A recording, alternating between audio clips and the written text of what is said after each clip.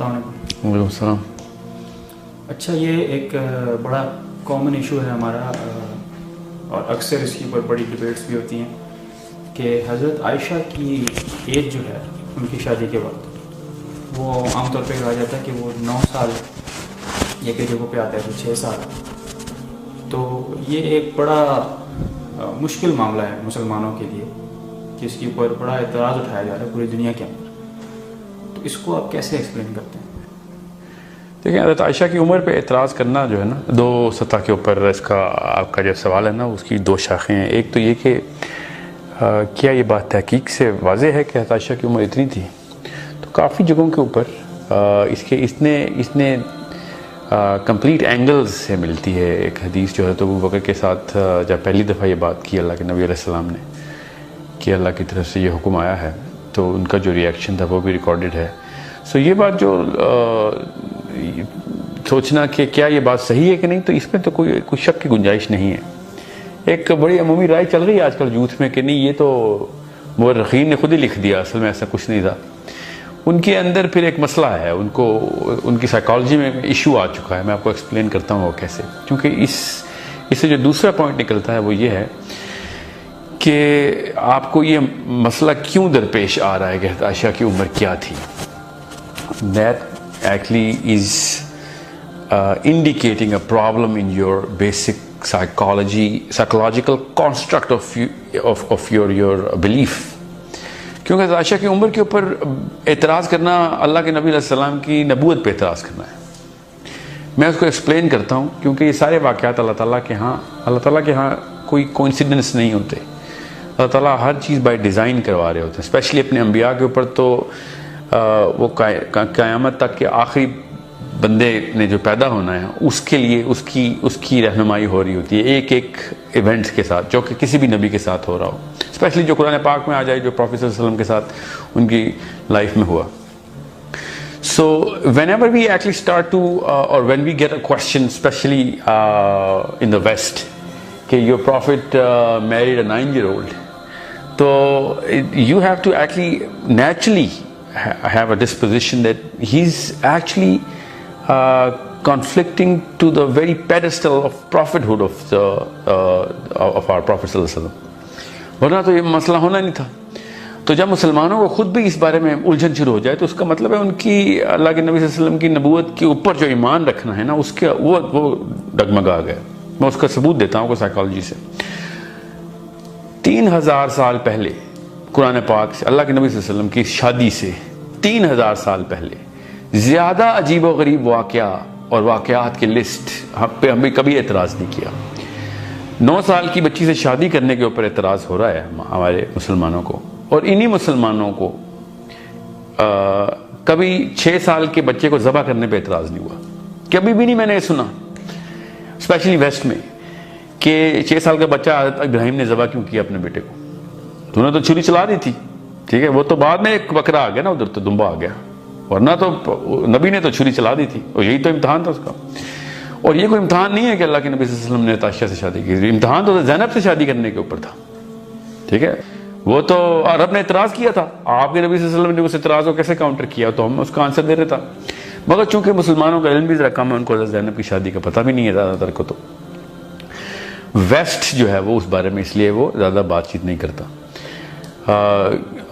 جو حضرت عائشہ کے اوپر اعتراض کرتے ہیں وہ وہی لوگ اعتراض کرتے ہیں جو خود اپنے نبی کو 6 سال کے بچے پہ چھری چلانے کے اوپر ڈیفینڈ کرتے ہیں، کیونکہ ان کو اس کے نبی ہونے کے اوپر مسئلہ نہیں ہے حضرت ابراہیم کے۔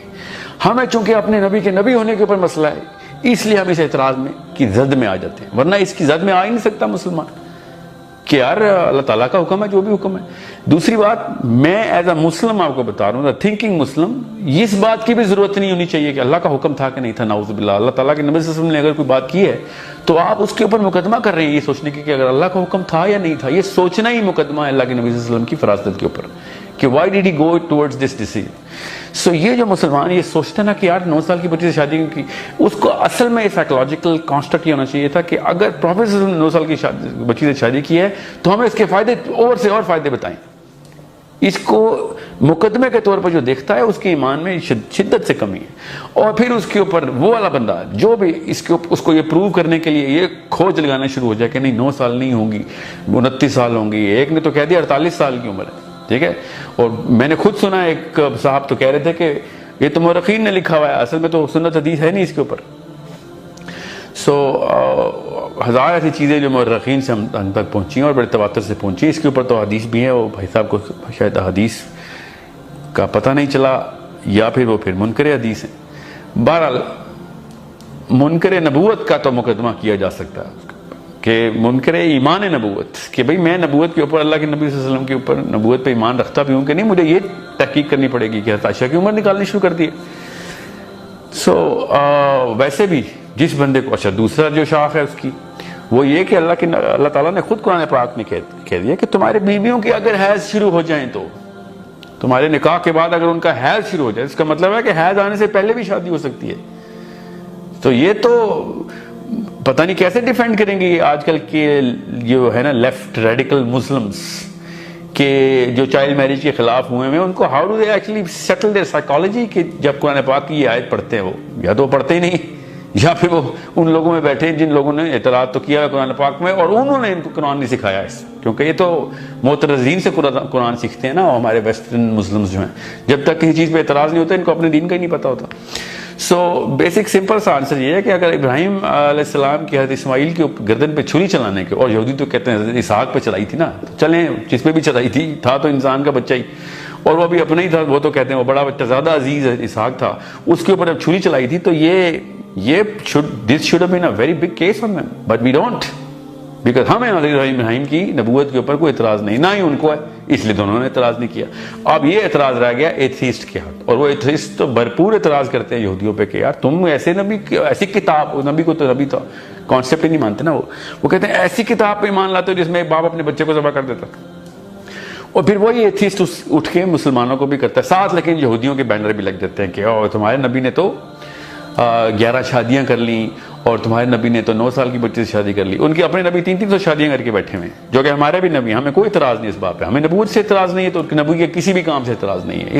اسی کو کہتے ہیں آمنت باللہ و ملائکتہ و کتبہ و رسلہ. رسلی کا مطلب ہی ہوتا ہے کہ بھئی آپ یہ اللہ کے احکام ہیں، دنیا میں چلتا پھرتا اللہ کا حکم چل رہا ہے ہمارے سامنے، نبی اس کو کہتے ہیں.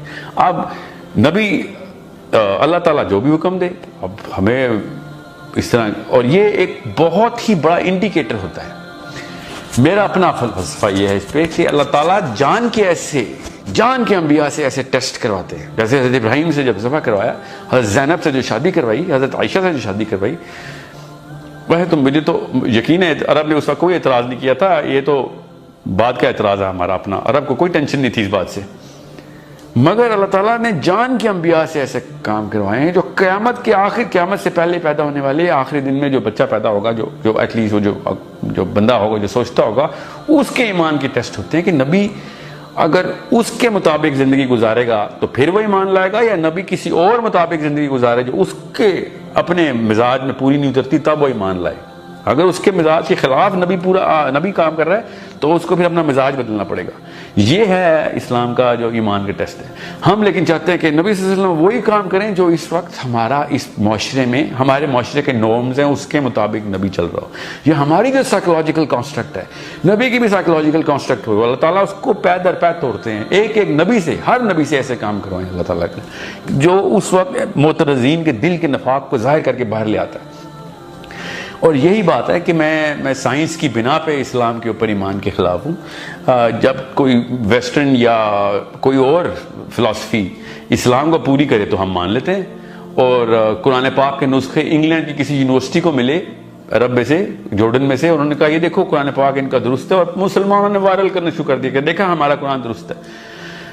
انگلینڈ کی یونیورسٹی نے بتا دیا تو لوگوں کا ایمان تازہ ہو گیا، اور لوگ کہہ بھی رہے تھے کہ دیکھیں ہمارا ایمان بہت تازہ ہوا ہے. نعوذ باللہ اگر وہ غلط ثابت کر دیتے تو ایمان فارغ ہو جاتا ہمارا. یہ حالات ہیں ہمارے کہ ہم ان کی ریسرچ اور ان کی سائیکولوجیکل کانسٹرکٹ کے تابع ہو گئی ہیں ہماری سائیکالوجی، کہ جب وہ صحیح کہیں گے تو تب صحیح ہوگا. ہمارا ایمان اثر نو اس کی تجدید ہونے والی ہے اگر ہم اس طرح کی باتیں سوچ رہے ہیں. یہ سوال کرنا ہی آپ نے اس ایمان کی اوپر درار ڈالنا ہے کہ یار اللہ کے نبی صلی اللہ علیہ وسلم نے شادی کیوں کی, اللہ تعالیٰ کے نبی صلی اللہ علیہ وسلم 100 شادیاں کرتے, ہمیں کیا کیوں اعتراض کرنا تھا؟ عجیب سی بات ہے. اس بارے میں تو مجھ سے سوال کیا گیا تھا کہ ہمیں 4 شادیوں کی دعوت اللہ کے نبی صلی اللہ علیہ وسلم نے 11 کیوں کی؟ سوچیں تو صحیح, یہ حالات ہو گئے ہیں کہ ان کو نبی کا لفظ ہی نہیں سمجھ آیا ابھی تک. اور رسول تک تو بہت بات کی بات ہے, رسول تو فلسفہ لے کے آتا ہے نا, نبی فلسفہ تو نہیں لے کے آتا, پرانے فلسفے کو آگے پورا کرتا ہے. رسول کا تو بہت آگے کا مقام ہے جو ان لوگوں کو کیا سمجھ آنا ہے. So this is a problem of philosophical dissonance. 2 فلسفے ٹکرا جاتے ہیں تو جس فلسفے کے اصل میں تابع ہوتے ہیں اس کی نمائش ہو جاتی ہے.